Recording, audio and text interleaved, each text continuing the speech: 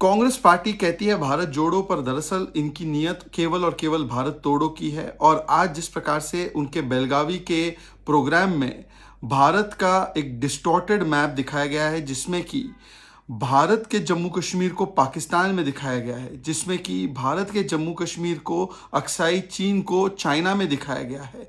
ये दिखाता है कि कांग्रेस की मानसिकता हमेशा भारत के टुकड़े करने की है। इसीलिए जम्मू कश्मीर से जब 370 हटाकर एक भारत, एक देश, एक विधान, एक संविधान, एक निशान की बात की गई, तो कांग्रेस ने 370 हटाए जाने का विरोध किया।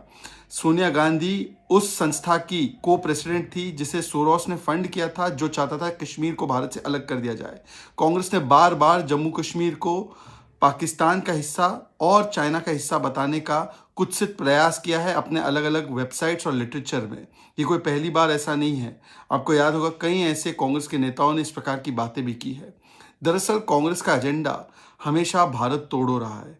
वो एक संविधान की बात तो करते हैं, पर वो चाहते नहीं है कि जम्मू कश्मीर में भारत का संविधान भी लागू हो, इसलिए 370 हटाए जाने का विरोध किया।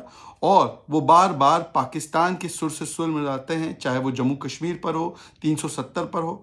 इलान ओमर जिसने कहा था कि जम्मू कश्मीर को पाकिस्तान को दे दिया जाना चाहिए, उसके साथ राहुल गांधी नजर आए। आज ये जो किया गया है कांग्रेस के द्वारा, ये सहयोग नहीं, ये सोचा समझा प्रयोग है। भारत के टुकड़े टुकड़े करना, यही इनकी मानसिकता है।